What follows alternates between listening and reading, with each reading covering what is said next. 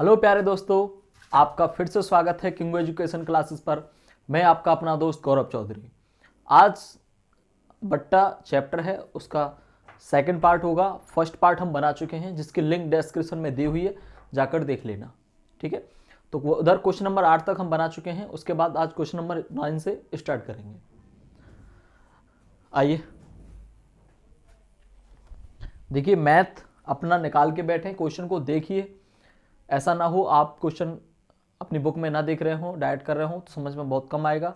और जिन भी लोगों ने पहला पार्ट नहीं देखा है तो पहले उसको देख के आए, उसके बाद इस पार्ट पे आए। ठीक है, इसके बाद है 9वां क्वेश्चन है कि एक कूलर का सूची मूल्य 2250 रुपये। क्वेश्चन नंबर 9, एक कूलर का सूची मूल्य। सूची मूल्य क्या होता है? जो उस पर पड़ा हुआ होता है, यानी कि एमआरपी, या इसको हम अंकित मूल्य भी बोल सकते हैं।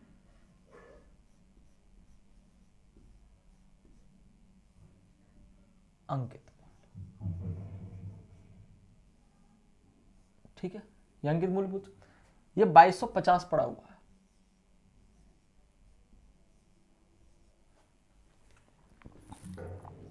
वो सामान्यतः 10% के बट्टे पर बेचता है, किंतु ऋतु परिवर्तन के कारण 5% एक्स्ट्रा बट्टा घोषित करता है। उसका विक्रय मूल्य आपको ज्ञात करना है। यानी कि पहले वो 10% बट्टे पर बेचता था, अब क्या हुआ, ऋतु परिवर्तन हुआ, सर्दी आ गई, अब उसको कूलर बेच रहे हैं तो वो 5% एक्स्ट्रा और डिस्काउंट देने की बात करता है।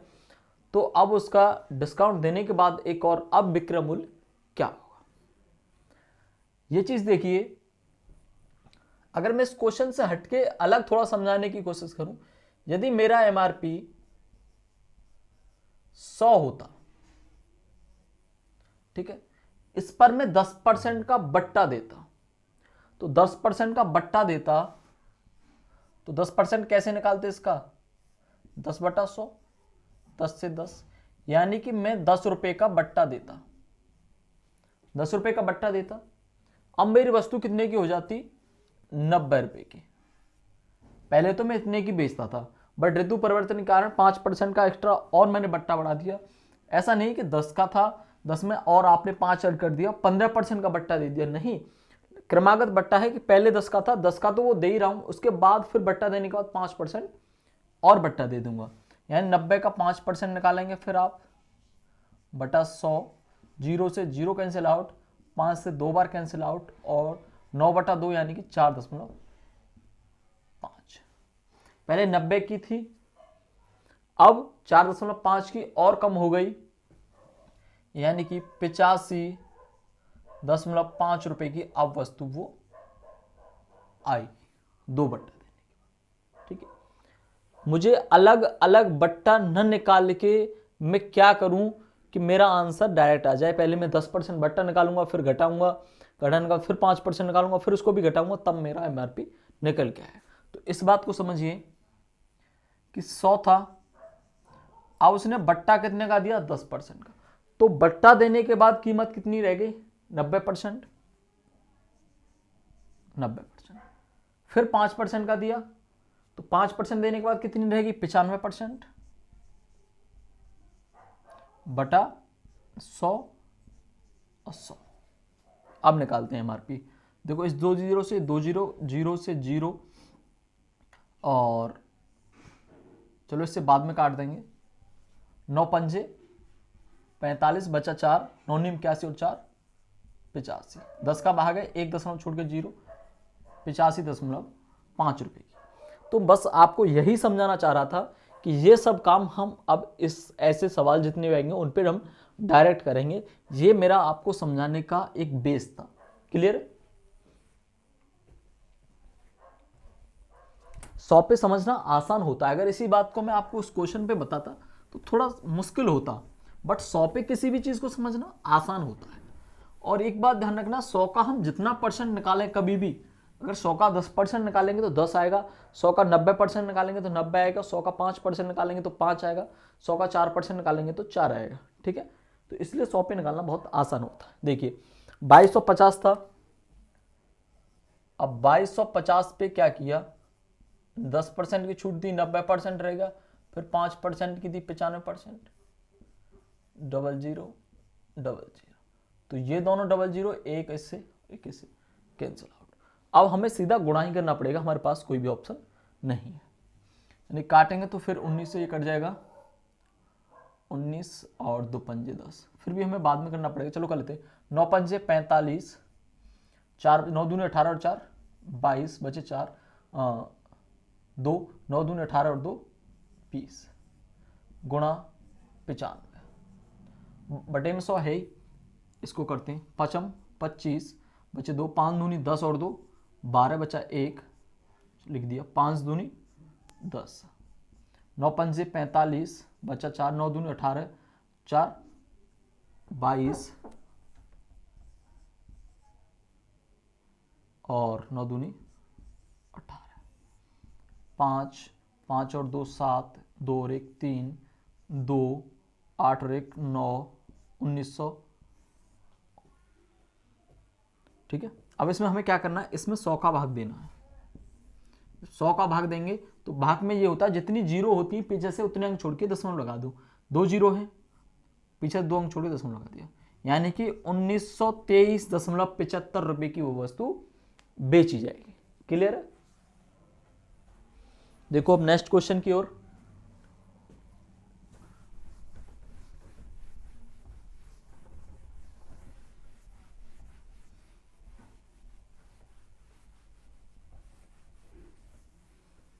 Question number 10।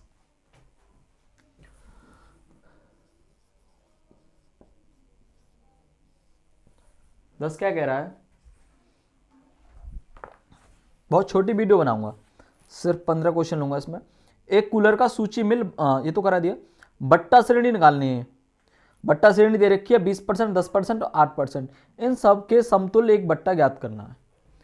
यानी कि कोई दुकानदार पहले 20% का बट्टा देता है, फिर 10% का देता है, फिर 8% का। अगर दुकानदार इन सभी 3 बट्टों को अलग अलग ना दे, ऐसा एक कौन सा बट्टा दे जिससे इन सब के बराबर ही उसे बट्टा देना पड़े। यानी कि कोई एक वैल्यू फिक्स बताइए जो इन तीनों को ना दे के एक ही दे दे। ठीक है, तो ऐसा करने के लिए हमारे पास 2 मेथड है। 2 मेथड हैं, देखिए क्या है। पहले या तो हम सबसे पहला जो है फ्रैक्शन मेथड,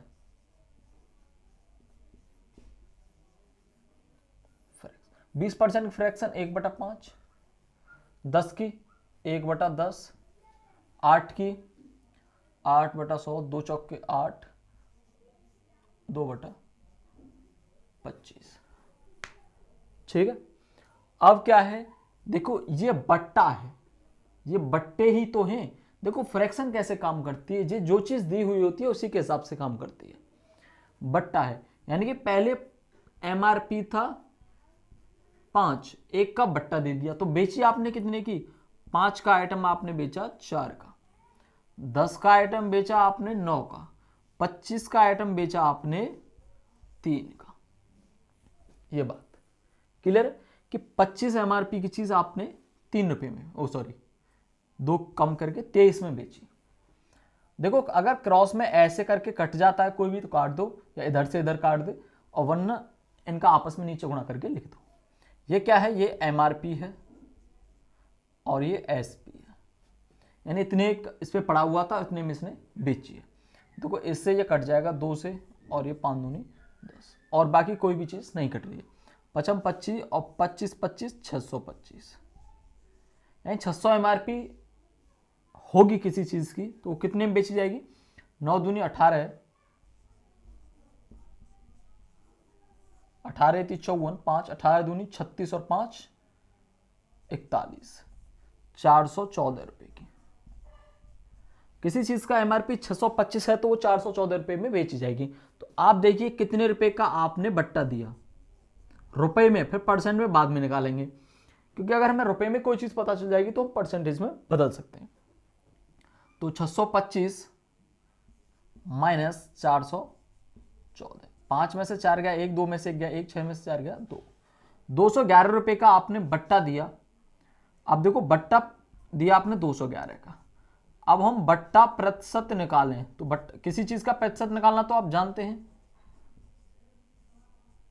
बट्टा प्रतिशत निकालें तो कितने का बट्टा दिया, 211 का, और कितने पर दिया, जो चीज दी जाती है, जैसे लाभ होता है तो हमें क्रय मूल्य पे होता है, हानि क्रय मूल्य पे होती है, बट्टा दिया हमने एमआरपी पे, तो 625 इंटू 100, 25 चौक 100, 25 25 625, ठीक है। गुणा करते हैं, 2 और 1 4, नहीं कट रहा है, 4 एकम 4, 4 एकम 4, 4 एकम 4, 4 दूनी 8, 25 का भाग देंगे, 25 थी 75, 75 और 5 और 4 9, और 9 94 हो गए, 25 थी 75, 33 दशमलव कुछ परसेंट आएगा, 33 दशमलव कुछ परसेंट आएगा। इसका दूसरा मेथड क्या है, ये तो फ्रैक्शन मेथड हो गया, ज़्यादातर आगे क्वेश्चन करेंगे। देखो आप यहाँ पे लॉन्ग लग रहा है हमें, क्योंकि कैलकुलेशन हमारी हाई है, कैलकुलेशन ऐसी आएगी कि बहुत जल्दी से सब कट जाएगा, ऐसे क्वेश्चन आगे हम करेंगे। इसका दूसरा मेथड क्या हो सकता है, दूसरा मेथड ये है, अभी जो मैंने कराया, देखो 100 का कोई माल है, उस पर 20% का आपने बट्टा दिया, तो कितना बचा, 80%, 10% बट्टा दिया तो कितना बचा, 90%। अब बची हुई कीमत पे बात करी जा रही है, 8% का आपने बट्टा दिया तो कितना बचा, 92%। 2 जीरो से 2 जीरो कैंसिल आउट, इन 2 जीरो से ये 2 जीरो कैंसिल आउट, 8 नीम 72, 92 गुणा 72, 2 दूनी 4 और 9 दूनी 18, 7 दूनी 14, 7 नीम 63 और 1 64, 4 8 4 12, 5 और 1 6 6, 66.24% वो चीज बची, 66.24% वो चीज बची। तो बट्टे में कितनी चली गई, कोई चीज 100 थी, 100 में से 66.24 बची, तो कितनी बची 100 में से, भाई रह इतनी गई है, तो 100 माइनस 66.24, 10 में से 4 गया तो 6, और 9 में से 2 गया तो 7, 9 में से 6 गया 3, और 9 में से 6 गया 3, ये रहा आपका आंसर। जो आपको अच्छा लगे उससे कर लें, ठीक है। आगे और फिर देखते हैं, इसमें आगे जो सवाल हैं, प्रैक्टिस करते रहिएगा, बस सफलता आपके कदम चूमेगी। मैं तो देखो प्रैक्टिस करने की कहता, बस बार बार उसको प्रैक्टिस करिए। आपका मूड भी नहीं है फिर भी 2-4 क्वेश्चन जरूर निकालिए। कुछ लोग ऐसे होते हैं ना, किसी एक चीज के पढ़ने के आदी होते हैं तो दूसरी चीज को नहीं पढ़ते। टाइम निकालिए उस चीज के लिए, जो मैथ नहीं पढ़ता मैथ के लिए, जो फिजिक्स नहीं पढ़ता फिजिक्स के लिए, या जो इंग्लिश नहीं पढ़ता वो जो जीए के नहीं पढ़ता, जो जीएस नहीं पढ़ता, टाइम निकालना है।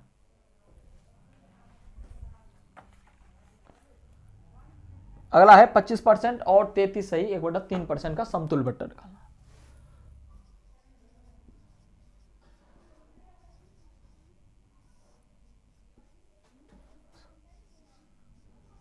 25% और 33 सही 1/3%, इनका हमें समतुल्य बट्टा ज्ञात करना। देखो फ्रैक्शन से निकालते हैं पहले।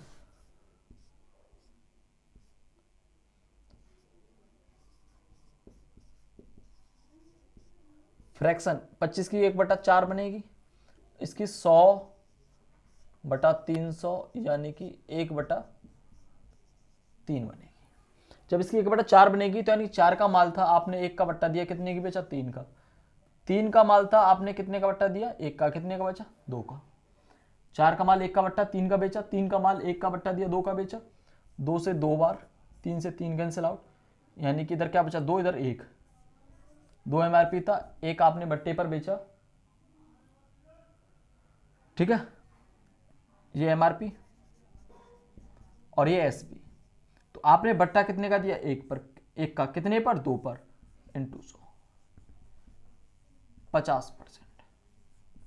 समतुल्य बट्टा जो आया 50%। आप देखो कैलकुलेशन कितनी आसान आई है, तो जरूरी नहीं है कौन सा मेथड आपके लिए ज़्यादा उपयोगी है, उससे भी करके देख लेना, बट उससे ज़्यादा आसान ये है, तो जो आसान है उससे करें। क्वेश्चन नंबर 11, क्वेश्चन नंबर 12, एक कंपनी 800 रुपये अंकित मूल्य वाली वस्तु को 15% पर बेचती है। बिक्री बढ़ाने के लिए उसे अतिरिक्त बट्टा घोषित किया जिससे उस वस्तु को 612 रुपये में बेचा जा सका। अतिरिक्त बट्टा दर ज्ञात करनी है। देखो 800 एमआरपी था, एमआरपी कितना था 800, कितने का दिया पहला बट्टा,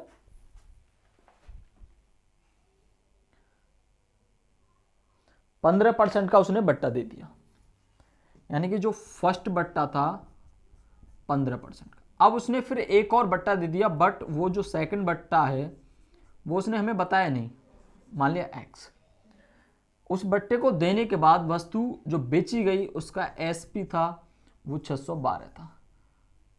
अब उसने ये पूछा है कि जो सेकंड बट्टा दिया हमने वो कितने का दिया, ये बात हमें निकालनी। 800 एमआरपी था, 15 का बट्टा दिया, तो कितनी बची कीमत 85%। हम बची हुई कीमत पर बात करते हैं। x% का बट्टा दिया तो 100 - x। अब मैंने क्या किया, 100 - x करने से कैलकुलेशन थोड़ी जटिल होगी। मैं क्या करता हूं, इसे y बट्टा मान लेता हूं, या इसे x मान लेता हूं, इसे y मान लेता हूं, और इसे मान लेता हूं मैंने माना x% का बट्टा दिया, तो 85/100 और x/100। और ये कितने के, अब ये देखो 800 की चीज 85% रह गया, फिर 85 पर दिया, फिर x% का फिर इतना रह गया। अब वो कितने की रहेगी 612 की, क्योंकि ये भी एसपी है और इधर वाली ये वैल्यू ये भी एसपी है। इस पे बात कर, कैलकुलेशन करिए। 612, 2 जीरो से ये 2 जीरो कैंसिल आउट, 17 पंजे 85, 17 × 51, 17 × 102, तो 8 × 5 = 40, x इजिकल टू, ये 100 इधर चली जाएगी, 3600 क्रॉस मल्टीप्लाई कर लेना, x इजिकल टू 3600/40, 0 से 0 कैंसिल आउट, 4 नहीं 36, 90% आया। आंसर नहीं है अभी, ये वाली चीज 90% आई। आप एक चीज देखिए, ये 85 आई, 85 कब आई, जब आपने 15% का बट्टा दिया। ये 90 कब आएगी, जब आप 10% का बट्टा देंगे। तो जो आपका आंसर होगा 10% होगा। क्लियर है ना, बहुत अच्छे, समझते रहिए बस।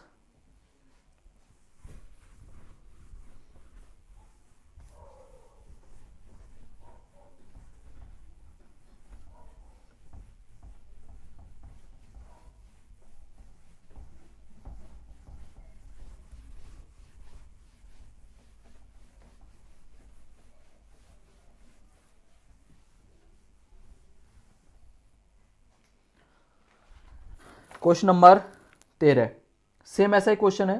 500 रुपए की वस्तु थी, 368 में बेची गई, बट्टा 20% और x% का दिया गया। सेम ऐसे सवाल है।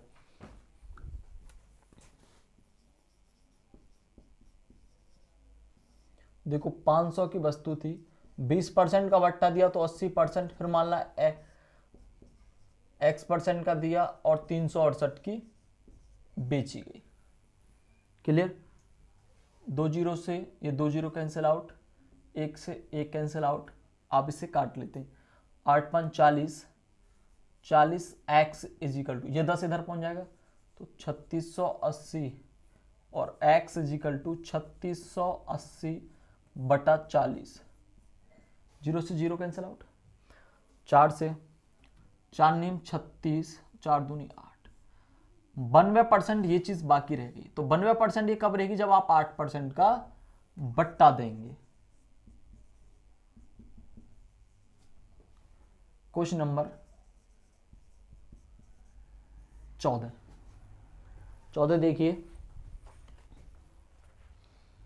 एक सोफा सेट जिसका अंकित मूल्य 1200 रुपये है, 10% और 20% का क्रमिक बट्टा देता है।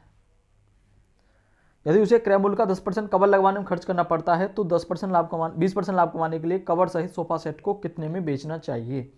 क्वेश्चन है थोड़ा सा लैंग्वेज। सोफा सेट है 1200 रुपए का है, उसने क्या किया, उसे 10% और 20% की क्रमिक बट्टे पर बेच दिया। अब ये जो आगे जो सोफा पे सीट लगवाने का जो काम कर रहा है ना, कवर लगवाने का काम कर रहा है, वो दूसरा व्यक्ति कर रहा है।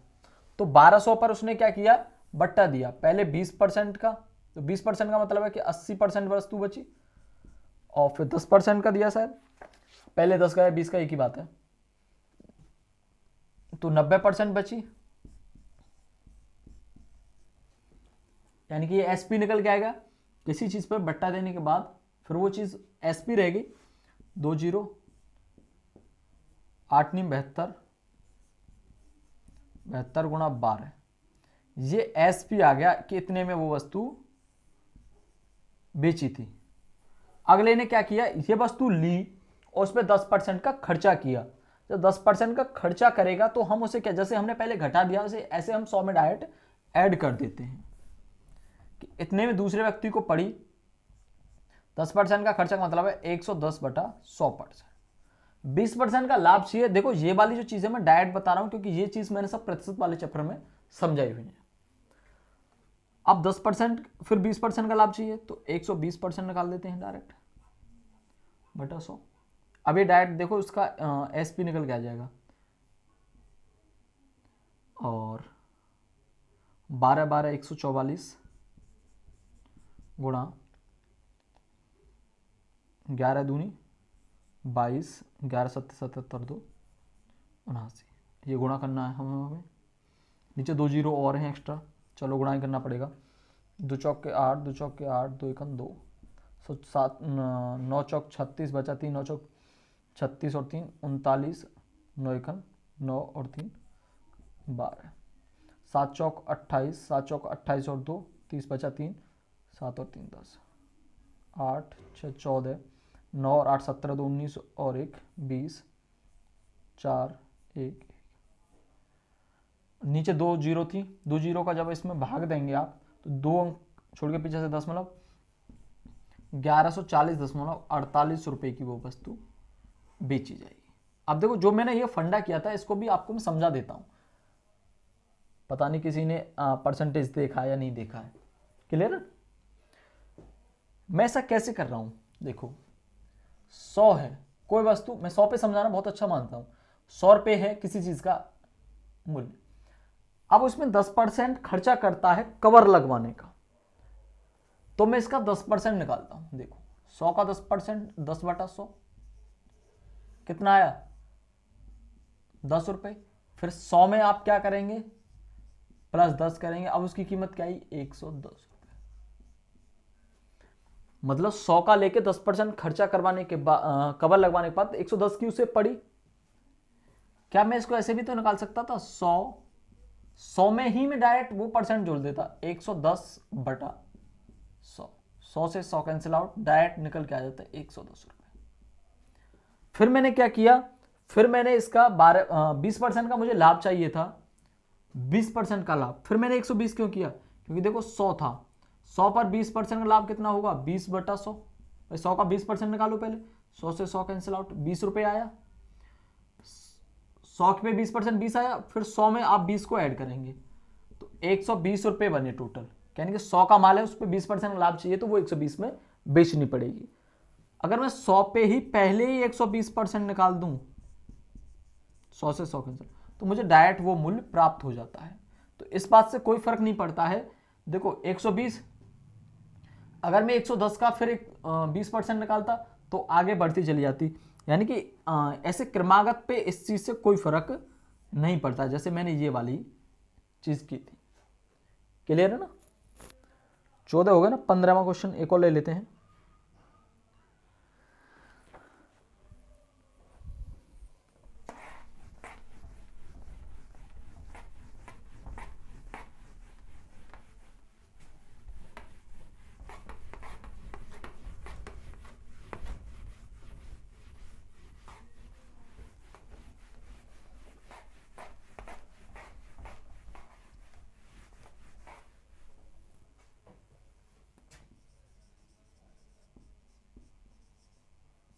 15।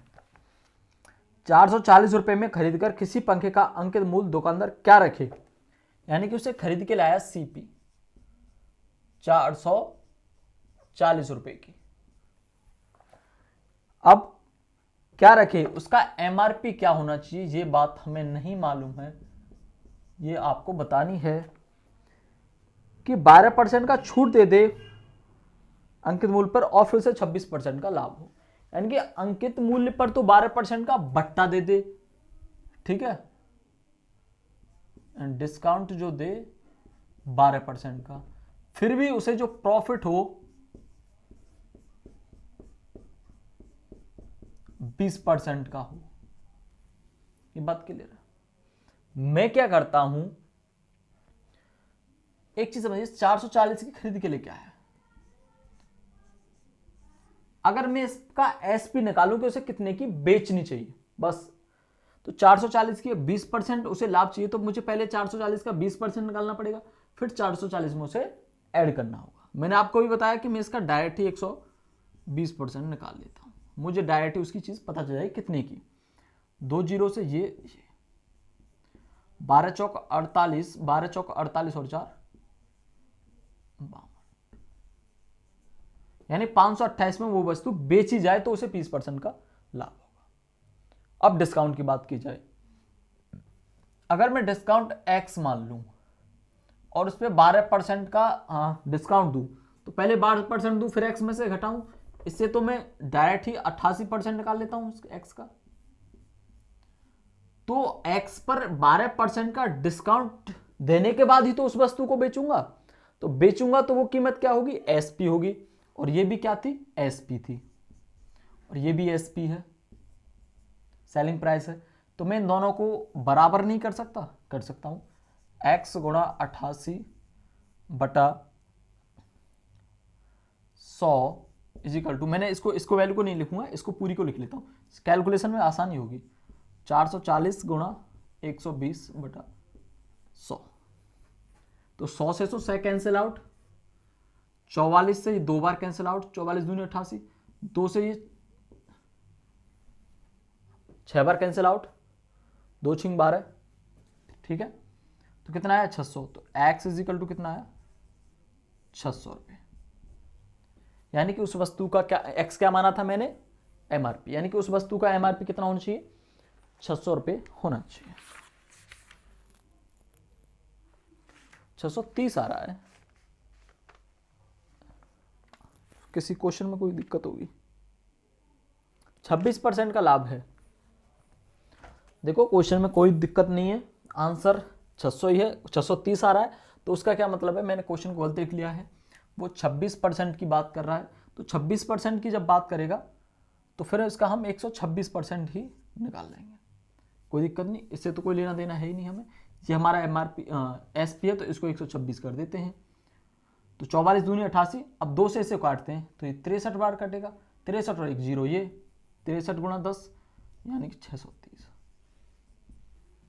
तो वीडियो आपको अच्छी लगेगी ऐसी उम्मीद करता हूँ, वीडियो छोटी ही बनाई है मैंने, छोटे छोटे पार्टों में उनको अलग अलग किया है, बाद में क्या करूँगा, इन सभी पार्टों को मैं एक साथ जोड़ के उनको एक साथ अपलोड कर दूंगा कि एक ही पार्ट में आपको मिल जाए, ठीक है। तो देखते रहिए, चैनल को सब्सक्राइब करिए, सपोर्ट करिए मुझे, धन्यवाद।